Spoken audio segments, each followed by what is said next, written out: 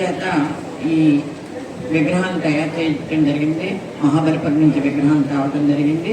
అదే రకంగా ఈ ఆలయం గురించి చెప్పాలి అంటే, ఎవరైతే ఈ అయ్యప్ప స్వామి ఈ రాతి దేవాలయాన్ని నిర్మాణం చేశారో, అంటే దానికి సాక్షి శిల్పులు ఉన్నారో, వారే మారియప్ప అనేటటువంటి శిల్పే ఈ ఆలయాన్ని కూడా నిర్మించడం జరిగింది. అందు గురించి అంటే ఈ ఆలయంలో ఉండేటువంటి అన్నీ కూడా ఒకే శిల్పి చేతి మీద తన కింద ఉన్నటువంటి వర్కర్స్ తోటి నిర్మాణం జరగటం అన్నది చాలా సంతోషదాయకమైనటువంటి విషయం అని చెప్పేసి తెలియజేస్తున్నాను.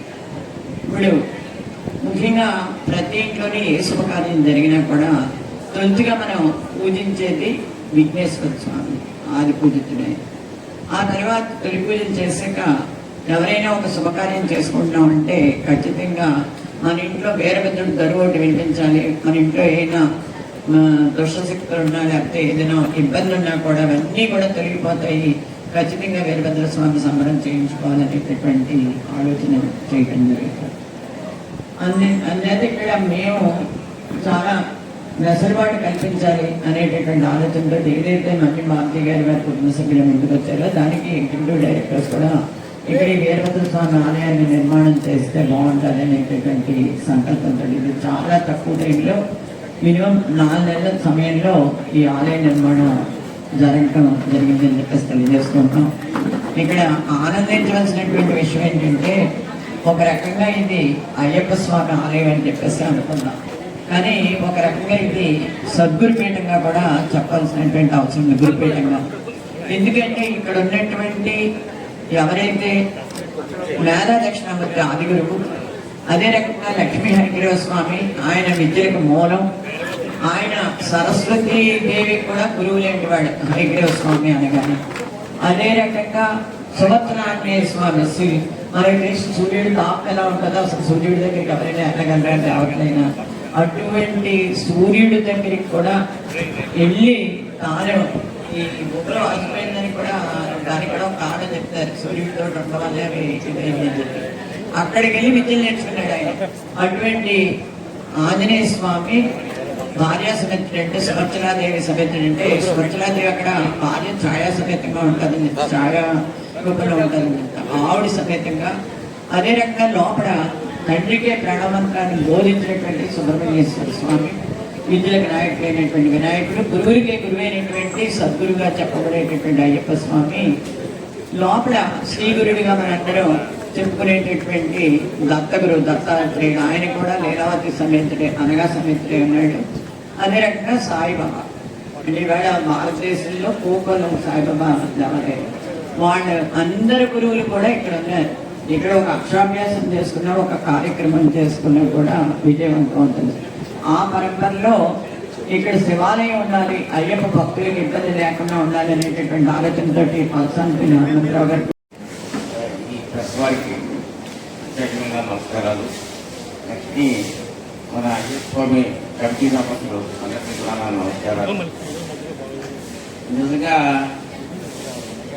నాకు ఈ కోరిక ఒక 10 ఏళ్ళ నుంచి ఉంది. చాలా రకాలుగా ప్రయత్నం కానీ ఇది దీన్ని అడగగానే ఎస్ అన్నారు. తొందరగా పూర్తయిపోయింది.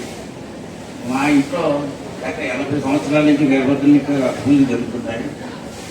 ఏదో మనం చేద్దామని అనుకోవడం, సంకల్పం చేసుకోవడం, భద్రకాళీ సమేత వీరభద్ర స్వామి గుడి కట్టడానికి మాకు అవకాశం కల్పించినటువంటి మన అమ్మగారికి, హనుమంతరావు గారికి, శంకర్రావు గారికి, వగైరా అదర్ మెంబర్స్కి కూడా నా ప్రత్యేక కృతజ్ఞతలు.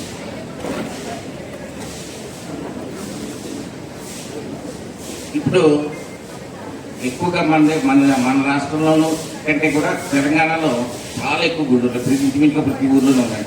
అలాగే కర్ణాటకలో, ఉత్తరప్రదేశ్లో, నార్త్ ఇండియాలో చాలా చాలా ఎక్కువగా ఉన్నాయి. ఇప్పుడు దాంట్లో కూడా ఉన్నాయి కానీ గుళ్ళు తక్కువ ఉన్నాయి. జిల్లాకి 2-3 ఉన్నాయి అంతే. కానీ దేవుడి గురించి నేను చెప్పకూడదు, కానీ అంత పవర్ఫుల్ గాడు ఎవరు లేరు. చాలా ఒక నానుడి ఉంటుంది. వీరభద్ర స్వామి కళ్యాణం కానీ చేయించిన వారికి వాళ్ళ ఇంట్లో కళ్యాణం కావాల్సిన వాళ్ళు ఎవరైనా ఉన్నట్లయితే నెల తిరగకుండా కళ్యాణం అవుతుంది. దానికి కారణం ఏంటంటే ఇక్కడ మురమడలో వీరభద్ర స్వామి గుడి ఉంది. నిత్య కళ్యాణం జరుగుతుంది. ఏ రోజున కూడా 10 మందికి తక్కువ లేకుండా వస్తారు. ఒక 6 నెలల ముందు చెప్తే కదా వాళ్ళకి స్పేస్ దొరకదు. ప్రతి ఒక్కరు చెప్తారు, ఎవరైనా సరే కళ్యాణం అవ్వట్లేదంటే మీరు వెళ్ళి అక్కడ కళ్యాణం చేయించుకొచ్చేయండి అంత పవర్ఫుల్. అలాగే కష్టాల్లో ఉన్న మనీ ప్రాబ్లమ్స్లో ఉన్న ఏవైనా సరే మీరు కోరుకోండి, మనస్ఫూర్తిగా కోరుకుంటే కరెక్ట్గా జరుగుతుంది. దానికి ప్రత్యక్ష సహకారం నేనే ఎన్నోసార్లు గట్టెక్కిన పరిస్థితులు ఉన్నాయి. అంచేత మాకు దేవుడి యొక్క కర్ణాటకాలు మాకు దొరుకుతున్నాయి.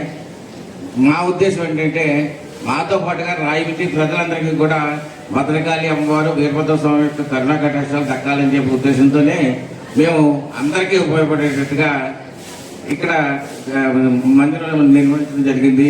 దానికి సహకరించినటువంటి అయ్యప్ప గుడి సంఘం వారికి ఇక్కడ దానికి నాకు అన్ని విధాల సహకరించిన అందరికీ కూడా సభాపూర్వకంగా కృతజ్ఞతలు తెలుపుకుంటున్నాను.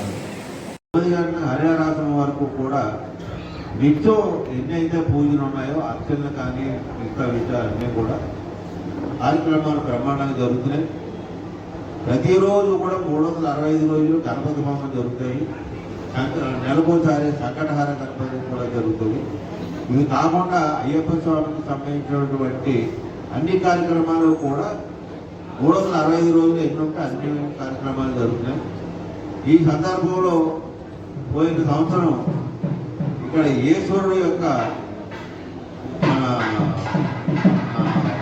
లింగ ప్రతిష్ఠ చెయ్యాలి అనే ఉద్దేశంలో మన పెద్దలు పలసాల హనుమంతరావు గారు ఆశీర్వాదం తెప్పించి అక్కడ ఈశ్వరుడిని ప్రతిష్ఠించడం జరిగింది లింగాకారం. అది అయిన తర్వాత మన మంజు వీరవేణి దక్షిణామూర్తి గారు వారి అబ్బాయి నవీన్ వాళ్ళు వచ్చి ఈ గుళ్ళోనే వీరభద్ర స్వామిని మేము నిర్మించాలనుకుంటున్నాం, ఇక్కడ స్థాపించాలని అనుకుంటున్నాం.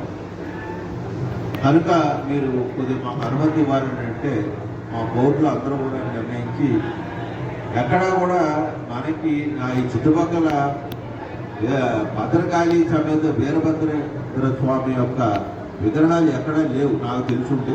కాకినాడ మటుకు ఉంది. అందువల్ల ఏంటంటే ఈ భద్రకాళి సమేత వీరభద్రేశ్వర స్వామి అనేది చాలా పవర్ఫుల్ విగ్రహాలు.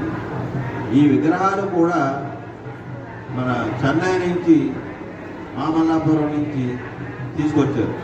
మంచిగా 4 నెలల ముందు వెళ్ళి దీన్ని తీసుకొచ్చి ఆ విగ్రహాలు తీసుకురావడం జరుగుతుంది. వాటికి రోజు పూజలు కూడా అన్నీ జరుగుతాయి. ఇవాళ రేపు పూజలు ఉన్నాయి, ఎల్లుండి మాత్రం విగ్రహ ప్రతిష్ట ఉంది. దానికి సుమారుగా ఒక 11 లక్షల రూపాయలు వాళ్ళు తండ్రి కొడుకులు ఇద్దరు కూడా నిర్మించడం జరుగుతుంది. ఈ మంచి ఆలయం కట్టి ఈ మా అయ్యప్ప స్వామి ఆలయంలో ప్రతిష్ఠించినందుగా ఆ భద్రకాళి సమేత వీరభద్రేంద్ర స్వామి వారి కుటుంబాన్ని అందరినీ కూడా సంపూర్ణమైనటువంటి ఆశీస్సులు అందాలని, వారి యొక్క వ్యాపారం సంసారం అంతా కూడా ఆ భగవంతుడి యొక్క అనుగ్రహం పొందాలని. ఇది కాకుండా ఈ ప్రత్యేకించి ఒక పూజారులు కూడా వారే పెట్టుకుంటున్నారు.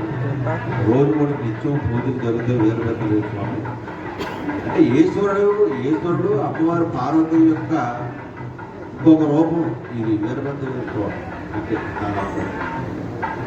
ఇది ఎక్కడ అరుదు, ఎక్కడో కానీ దీన్ని ప్రతిష్ఠించాలంటే చాలా కష్టం. ఎవరు కానీ ఎదురు కాదు. కానీ వాళ్ళు ఎప్పటి నుంచో అనుకుంటున్నారు. అంటే యాక్చువల్గా వీరులు అనేది ప్రతి వాళ్ళ ఇంట్లో కూడా వీరుడి సంబరం చేస్తారు. అది ఈ మన భగవంతుడికి చేయడం. దాని కార్యక్రమానికి విగ్రహాలు మనం ప్రతిష్ఠించడం జరిగింది.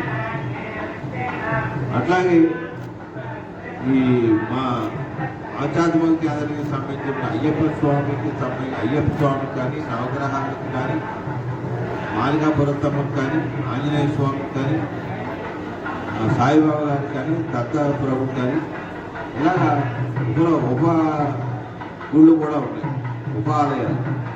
వాటిని కూడా రోజు లేదా దక్షిణామూర్తి కానీ ఆయుర్గ్రేశ్వరుడు కానీ ఇవే ఉన్నాయి మా గుడిలో. మా గుడికి ఎవరైతే చాలామంది బయట నుంచి 3 మంది భక్తులు వచ్చి అన్ని దేవాలయాలు అయ్యప్ప స్వామిని కూడా